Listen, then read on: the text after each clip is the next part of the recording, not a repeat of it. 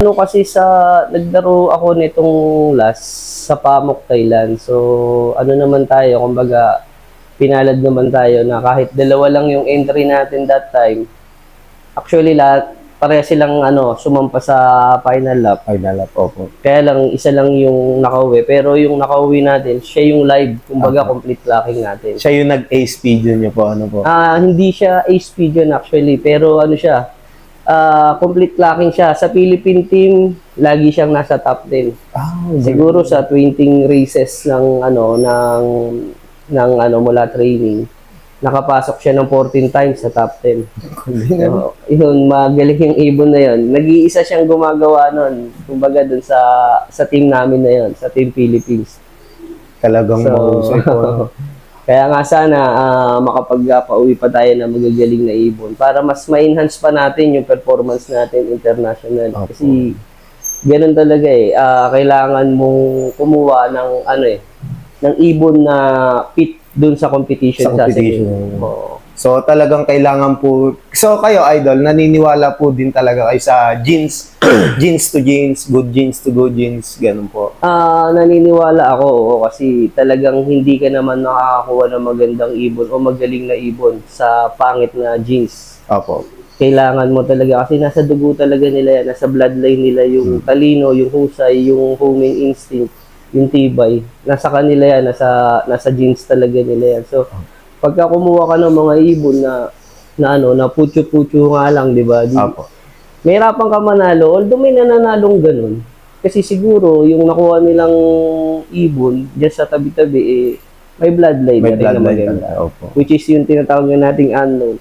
Pero much better talaga, kumuha ka ng mga ibon na may history ng karera nung lumaban na. Opo. Kasi mas malaki yung chance na mag-produce sila ng magandang offspring. Opo. Kasi sila mismo kumarera na, lumaban na. Ayun po. So, Dati kasi ang hirap mag-import.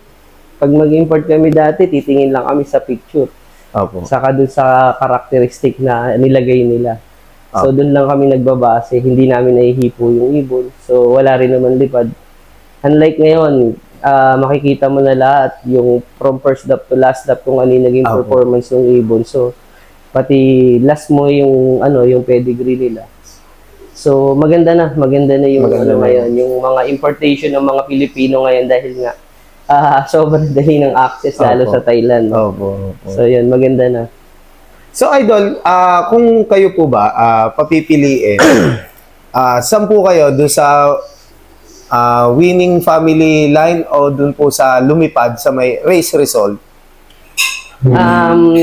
Kasi, pag sinabi mong winning family line is yun yung winning line natin na tinatawag. Opo. Kumbaga, producer ng mga magagaling na talaga yun. Opo. Kumbaga, proven. Yun yung tinatawag natin na Nick Fair, parang gano'n. Opo. Na, kumbaga, year by year, nag-produce sila ng winner. Sila yun yung winning family. So, yun namang may lipad. Siyempre, maganda rin siyang kuhanin. Actually, parehas maganda kasi kung wala kang background history dun sa kukuhanin mong ibon, meron ka na agad basihan dahil yung ibon mismong lumipad. Opo. So, ayun.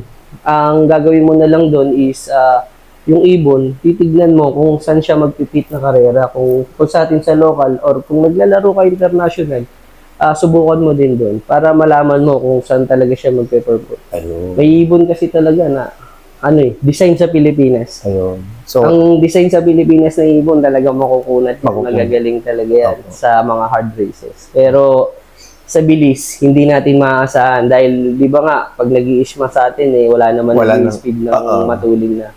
So, parang survivor yung labanan. May nauwi pero walang mabilis. So, dun magaling ang ibon ng Pilipinas sa ganong klaseng races. Kung meron namang one loop race na ganong klase sa ibang bansa, maganda sumali siguro yung bloodline ng Pilipinas doon. Di ba? Katulad ni Sir Manny, si Sir Manny Go, nanalo yan sa Victoria Falls. Kasi isa yan sa pinakamahirap na races sa mga kumbaga sa one loop race, isa yung Victoria Falls. Victoria Falls po. So nagpit yung ibon ng Pilipinas. Maganda dahil alam naman natin ang ibon ni Sir Manny, magaling talaga sa ano yan, sa mga pahirapan. Pahirapan, opo. So talagang yung sa init ng Africa, tumagos po talaga, idol. Siguro ano to more than 20. More than 20. Oo, kasi ang dami kong kinuha from Thailand, mga last 3 years siguro. From 2022, kumuha na ako niya, nag-import na ako. Pakonti-konti, kasi kung ano lang yung bet kong ibon, na gusto kong i-infuse dito sa Pilipinas. Katulad nila Best Kittel, yung mga Kittel. So, maganda na. Saka yung mga Ornat, yung line ni Ado. Magaganda na yung mga nagiging performance nila ngayon. Kasi first time ko sila masubukan, actually last year. Nakapag-produce agad tayo ng mga winner sa line nila. Ngayon naman, yung latest natin is yung sa PFC nga. Nanalo din dun, Best Kittel, na may dugo nung namin ni Kuya Ome. Yung Puyo Balbon. Kumbaga, yung old line. Old line pa rin, ano po? May nakapasok pa rin na old line. So, ganun lang ako mag-breed. Kasi gusto ko, gusto ko yung dinevelop kong line, madidevelop ko sa, sa mga karera na, kumbaga, kakaibang klase naman, yung mananalo ka ng lap winner sa mga malalayong karera. So, yun yung, kumbaga, ikinikreate ko ngayon Saka isa pa yung mga one lop races. One lop races po. So, doon tayo, ngayon, na kumbaga doon ako nagpo-focus. Nagpo-focus po talaga. Yan. Pero dinidevelop ko. Kung halimbawa sa Pilipinas ka lilipad, kailangan mo matibay na ibon. At the same time, may bilis. Opo. So, yung mga yan, mga lumipad naman na yan ng mga 530 km to 600 km. So, masasabing proven na po. Oo, kumbaga sa atin ang natin kasi, ang Tacloban sa atin dito sa Alegre or sa FPR, siguro mga nasa 500. Pero mahirap talaga race ng Pilipinas. Ibang-iba talaga compare sa ibang Kung ikukumpara sa bato ng hangin, iba-iba. Iba. Saka yung terrain. Kasi sa Pilipinas, hindi mo masabi, unpredictable yung weather natin. Ngayon, maganda panahon, maaraw, biglang uulan. And then yung hangin. At the same time, yung bundok, iba-iba rin yung natin. Tapos sasamahan pa tayo ng mga nalalambot. Oo, totoo. So, yun, di ba? Kaya ang hirap ng race ng Pilipinas talaga. Kasi sa ibang bansa, nagagawa mo 1.8, 1.7, yung speed, meter per minute. Opo. So, dito, pag nangyari sa'yo yun, parang... Daya, inaakusahan ka na nanandadaya ka. Masya-showbiz na agad idol. Pero doon, binibasic talaga nila yung ganung klaseng race. So, magkaiba po talaga din yung terrain ng Thailand at saka Pilipinas. Totoo yun. So, bali, idol, kayo po. Kayo po ba ay naniniwala din po sa inbreeding, line breeding, at saka outcrossing? Mahalaga yung klase, yung way ng breeding. Mahalaga yan lahat.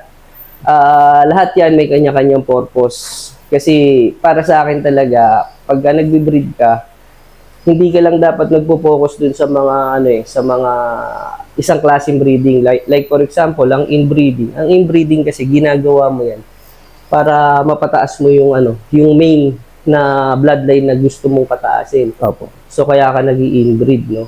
Pero yan, habang ginagawa mo 'yan, yung vigor nung kalapati is bumababa rin.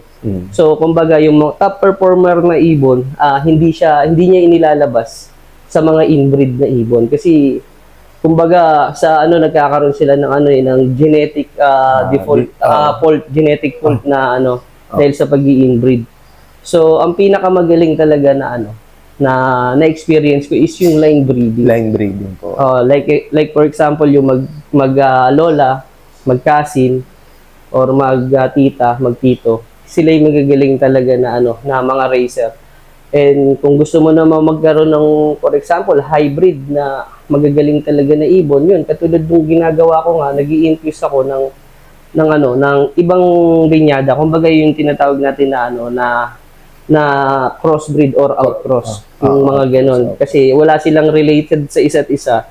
So pinagpares mo sila. Opo. Nakakapag-create ka doon na magagaling na matitigas na ibon po. Kumbaga hybrid na kung tawagin nila is parang hybrid. Magaling na racer po. Basta as long as nagpe-perform. Pero kung halimbawang ginawa mo yon na hindi naman nagpe-perform, hindi kasi upgrade yung nangyari. Kumbaga na-downgrade. Na-downgrade po, no? So bali, idol, meron po ba kayong specific na pag-outcross? Kumbaga, meron po ba kayong sinusunod na breeding management, kumbaga magko-cross out kayo ng apat na linyada sa apat na linyada. May ganun po ba kayong system? Ako kasi bumabase lang ako talaga sa ano. Unang-una sa performance ng ibon. Performance. Kumbaga, nakita ko to na magaling to sa Thailand, subukan ko to sa Pilipinas. Kasi, ang weather ng Thailand at ng Pilipinas, hindi masyado nagkakalayo. Opo. Mahirap lang talaga ang terrain ng Pilipinas. So, kaya yung mga lumipad na yan sa Thailand, fit yan dito sa Pilipinas. Opo.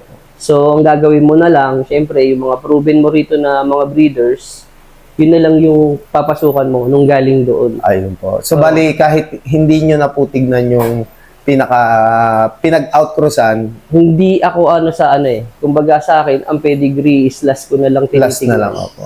Pag nag-perform na yung ibon. So, Kasi bali, gusto dun ko tayo- performance po talaga. bago yung pedigree, last sa akin talaga ang pedigree. Opo, ayun. And then, syempre, mahalaga rin yung characteristic nila.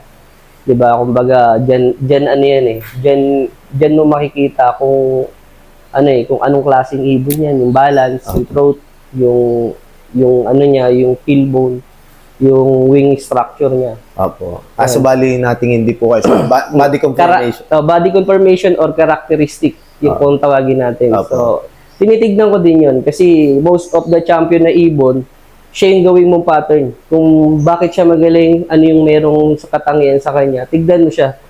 So, yun yung gawin mo parang kopyahan mo or basihan mo sa pagpili ng ibon na hindi mo namang kilala.